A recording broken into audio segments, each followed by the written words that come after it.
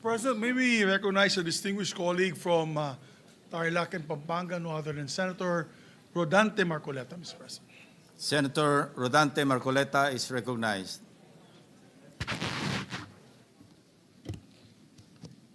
Marami pong salamat, Mr. President.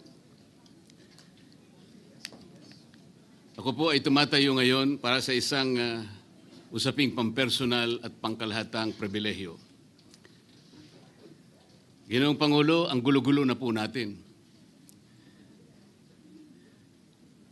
Ito pong huling pagdinig sa Blue Ribbon Committee na kung saan ay lumabas po ang isang testigo na nagngangalang Master Sergeant Orly Gutesa. Ako po ay nabansagan na kulang po sa kortesiya. Para sa akin po ay hindi po tama na nagpapasaringan po tayo ng ganon. Iisa po ang ating layunin.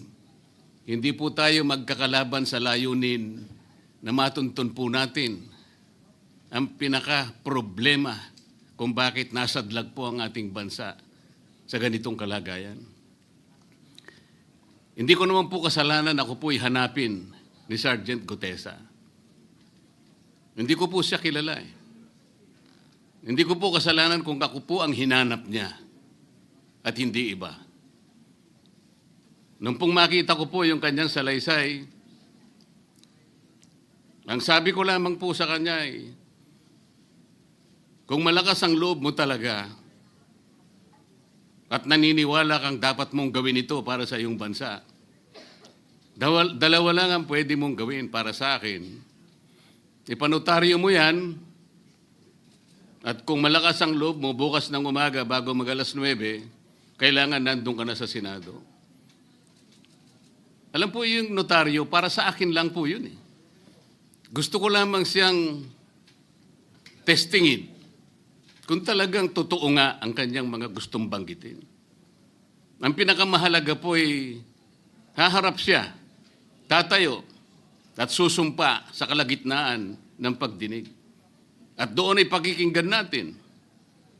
At doon ay sama-sama natin siyang i-interpolate. Tatanungin.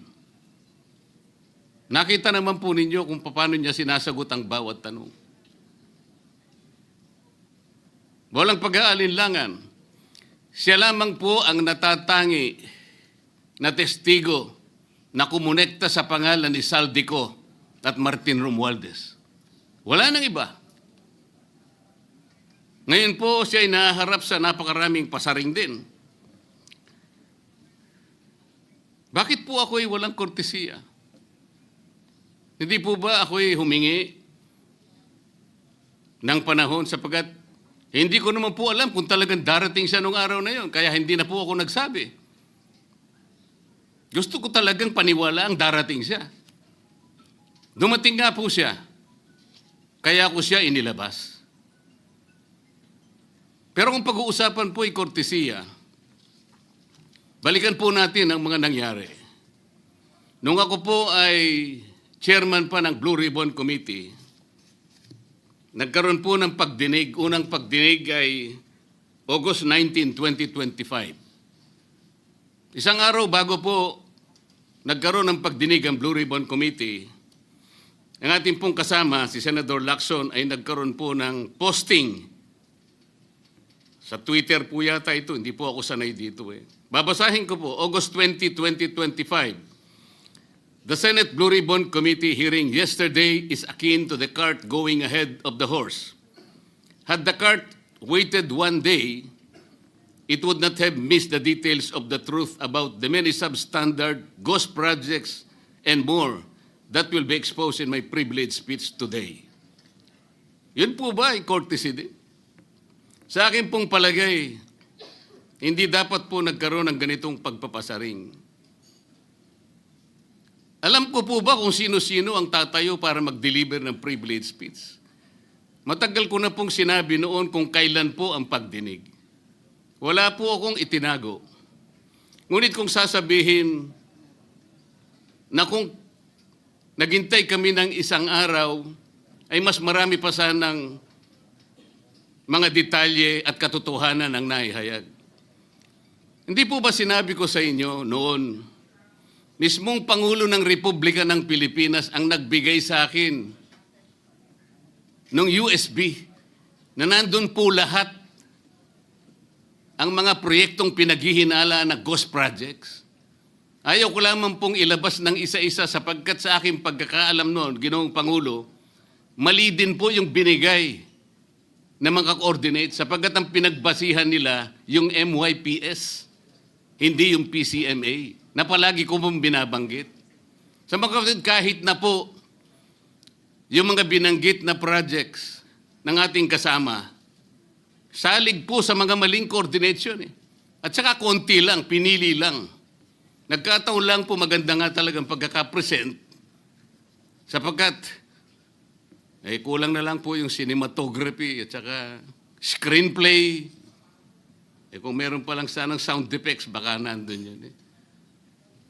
Huwag po sanang ganun magpasaringan tayo. Iisa po ang layunin natin dito. Yung matukoy natin kung sino ang merong utak dito. Na ngayon po ay unti-unti na pong naihayag. Sino bang natatakot kay Martin Romualdez? Marami po siguro dito sa kapulungan ito. Pero hindi ako natatakot kay Martin Romualdez.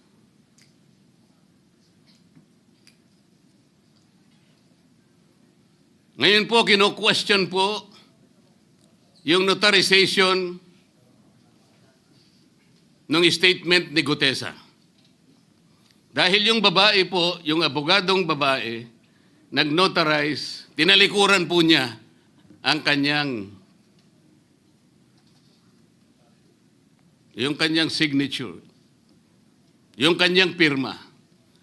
Nandyan po ba yung assistant natin para ipakita po natin? Ayan po yung huling bahagi ng dokumentong ninotaryo doon sa opisina ng abogadang babae na ngayon ay tinatalikuran niya ang kanyang pirma. Doon sa right side po, ayan po yung ninotaryo sa dokumento ni Gutesa. Yung kaliwa po ay iba pong dokumento. Tingnan po ninyo yung pagkakahawig. Ibig po ba ninyong sabihin, Ginoong Pangulo, yun pong notarial details, na yun po yung kulay blue, na kung saan nandyan yung PTR, nandyan po yung MCLE number, nandyan po yung kanyang roll number, yung kanyang address. Nakuha po ba ni Gutesa mula sa opisina ng abogada at in-stamp niya? Pagkatapos po yung detalye na nasa bandang kaliwa na kung saan makikita nyo document number, page number, book number, series of 2025. Makukuha po ba ni Gutesa mula sa libro, mula sa notarial register ng abogado? Paano niya makukuha? Tingnan po ninyo yung kabila, ganun din. Bakit po natin hahanapan ngayon si Gutesa at sasabihin pa natin dahil lamang tinalikuran ng babaeng nagnotaryo ang kanyang pirma? Pangkaraniwan na po kasi, Ginoong Pangulo, kahit pumunta kayo sa maraming lugar na kung saan nagnotaryo, hindi nyo po makikita ron ang abogado. Iaabot nyo lang sa kanyang papel ninyo, pagkatapos isosoli niya sa iyo, pagkatapos nyo magbayad. Itatanong po ba ni Ginoong Gutesa, bago siya umalis, tatanungin po ba niya doon sa babaeng kausap niya kung sino man yun, Madam, kayo po bang may pirma nito? Wala pong ganun eh. Ngayon, kung tatalikuran po ng abogado na yon ang kanyang pirma, ako na po mismo ang magdidirect ng prosecution sa kanya para ma-disbar siya. Sapagkat ginagamit po niya yung opisina na yon. Pakita po ba natin, pwede po nating ipakita yung opisina, yung kanya, ayan po yung kanyang lugar. Ang opisina po niya ay sa Ermita, ngunit yan po ay ginagamit niyang address. Ayan po makikita ninyo. Notary Public 24/7. Ibig niyo sabihin, nandyan at hindi na natutulog yung abogado na yan. Sigurado meron siyang tao dyan na pumipirma. At ginagaya na lamang ng kanyang staff o secretary yung pirma niya. Ganyan po palagi, kalakaran. Kalakaran ngunit hindi tama. Sapagkat sa batas po ng notaryo, kailangan nakaharap po yung magnunotaryo sa nagpapanotaryo. Bakit po niya ngayon sinabi na hindi niya pirma yon? Maring hindi niya pirma. Ngunit, tinayaan niya kung sino man ang taong yon na ipirma yung dokumento. Kagaya po ng nasabi ko, naging academic na po yung notaryo. Sapagkat ang tao ay tumayo sa ating kapulungan. Binasa niya yung kanyang statement. Yung mga bayarang media nga po, sinasabi pa eh. Kino-coach ko pa eh. Bakit ko po siya sinabihan na dahan-dahan siya? Dahil po nung panahon na binabasa niya na yung kanyang statement, sinusundan po namin yung kanyang binabasa. Binigyan ko po ng kopya ang chairman ng Blue Ribbon Committee. Binigyan ko ng kopya ang ating Senate President at yung aking katabi si Senator Gatchalian dahil 4 lamang pong original ang meron kami. Yung binabasa pala niya ay Xerox copy kaya may naputol sa baba. Gusto ko lamang pong ma-record ng totohanan. Dahil doon sa umpisa po niya, merong isang linya po siyang nalaktawan. Alam po ito ng mga kasama natin na sinusundan po habang binabasa namin. Doon sa pangalawa po, 2 linya naman po ang nalaktawan niya. Kaya gusto ko lamang pong maging maayos ang pagre-record ng kanyang statement. Ano po sabi ng mga bayarang media? Hindi ko naman po nila lahat. Kaya ako po hindi nagpapa-interview sa kanila eh. Alam ko po ang karakter ng ating media ngayon. Nakakaawa na po ang kalagayan. Binanggit na po ng dating Senate President ang nangyari do sa statement ni Diskaya. Siya ang kauna-unahang nagbigay ng statement na kung saan binanggit ang 17 congressmen. Ngunit nakakapagtaka. Hindi na po natin tinutuntun yung 17 na yon. Kagaya na nga sinabi ng Senate President, napupunta na, natutuon na yung pagtuntun sa mga kasama natin dito. Bakit po? Natatakot ba tayo kay Martin Romualdez? Siguro po, yung iba sa inyo natatakot. Ginoong Pangulo, naghalo na po ang balat sa tinalupan. Bakit po? Ngayon ko lamang po nakita sa pagdinig ng Blue Ribbon Committee. Nandun po yung Justice Secretary. Hindi pa po natin natatapos na pagtatanungin yung respondent, yung resource person, na tayo po ang merong legal and physical custody. Hindi ko maintindihan kung bakit dadalhin niya sa kanyang opisina at pagbalik niya, meron na siyang supplemental affidavit. Ano po ba itong nangyayari sa atin? Meron na ba tayong alituntunin? Meron na ba tayong agreement sa pagitan ng DOJ at ang pag-imbestigang ginagawa natin sa Blue Ribbon Committee? Hindi ko na po maintindihan kung ang Blue Ribbon Committee is the investigative arm of the Department of Justice. Ang sabi ko po nung nasa ikalimang pagdinig pa lang tayo, sapagkat nakikita ko na po ito, kaya po naghangad pa ako sa ating chairman no na sana'y paraanin niya ako, meron lang akong gustong isang guni muna at pag-usapan sana muna.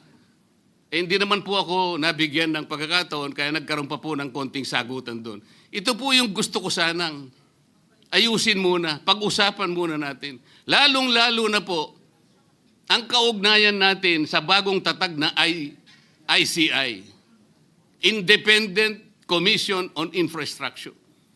Ano po bang ugnayan natin dito? Hindi po ba tayo mag-uusap muna? Hindi ba tayo gagawa ng regulasyon muna? Meron po tayong mga doktrinang isinasaalang-alang. Nasaan na po ang institutional boundaries? Nasaan na po ang separation of powers? Nasaan na po ang system of checks and balances? Di ba natin isasaalang-alang ito? Dadalawang tao lamang po ba ang mamamagitan sa pagitan ng mga institusyon na ito? At mawawala na po kami sa picture?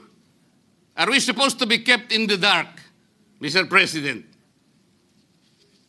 Yung po, kung mo ba sinabi ng ICI na isa sa kanilang mga poder, kapag ka nag-request po sila, makakakuha sila ng impormasyon sa House of Representatives, sa Senate, sa korte, sa sandigang bayan, at kahit sinong otoridad. Ibig ba sabihin wala na tayong opsyon na tumanggi? Kailangan po natin pag-usapan muna yon. Ang nangyayari po sabog-sabog na po eh.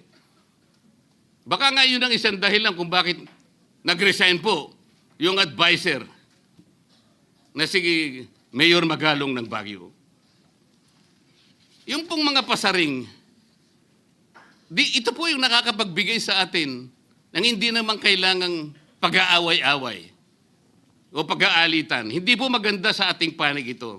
Tingnan lamang po natin yung interview sa DCMM ng ating kasamahan, chairman ng Blue Ribbon Committee, ng mga host ay si Victoria Tulad at si Christian Yosores noong September 28, 2025. Ang tanong po nila, ilang hearings pa ang nakikita ninyong gagawin ninyo? Ang sagot po ng ating kasama, Senator Lacson, yun ang hindi ko pa masabi.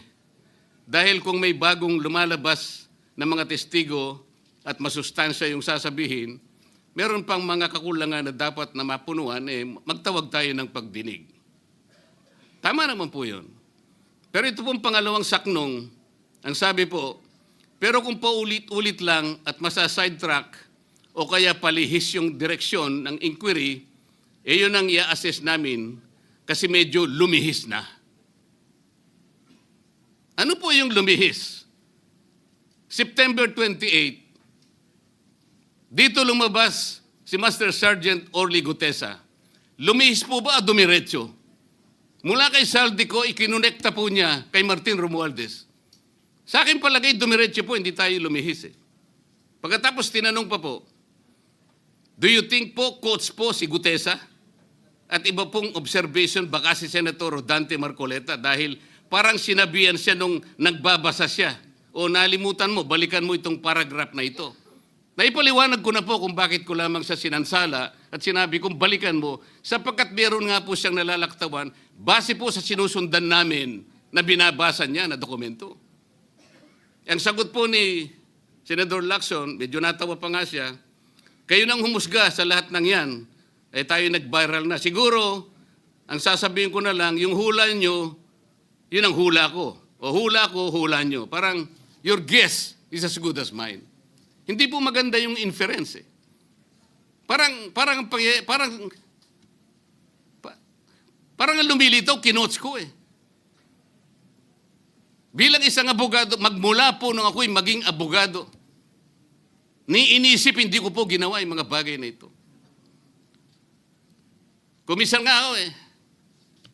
Hindi na abogado, sila pa yung nagsasabi eh. Katulad po ni Saldico, ang sabi ko lang naman po eh, matunog na yung pangalan niya. Napakaraming sources na nagsasabi, kumukonekta kay Saldico, pwede ba natin siyang imbitahin? Ang sabi po, hindi na raw siya imbitahin because of interparliamentary courtesy. Ang sabi ko po, ang interparliamentary courtesy hindi po nalalabag kung iimbitahin lang siya. Halimbawa, invitation letter lang. Nagawa ko po yun kay Congressman Toby Chanco. Voluntaryo po yun eh. Kung darating siya, salamat. Kung hindi siya darating, okay lang. Ngunit, ang pinag-uusapan natin ay problemang kasangkot na po ang kinabukasan ng ating bansa. Sasabihin ba natin interparliamentary courtesy? Nakikinig po ang buong bayan. Tatakpan po ba natin ng dahil sa interparliamentary courtesy? Nakasulat po ba sa bato yun? Absolute po ba yun? Yun po yung aking ikinasasama ng loob eh. Hindi po tayo dapat mag-away-away. Iisa po ang ating layunin. Ang ating bansa ang pinaka-importante sa ating lahat. Bakit po kinakailangang ilihis natin? Bakit po tayo gagawa ng paraan para pagtakpan po natin ang hindi dapat pagtakpan? Ginoong Pangulo, ngayon po'y masasabi ko, si Master Sergeant Orly Gutesa ay mas credible pa po kaysa sa marami sa atin dito sa kapulungan ito. Si Master Sergeant Orly Gutesa, mas matapang kaysa sa mas marami dito sa ating kapulungan. Maraming salamat po, Ginoong Pangulo.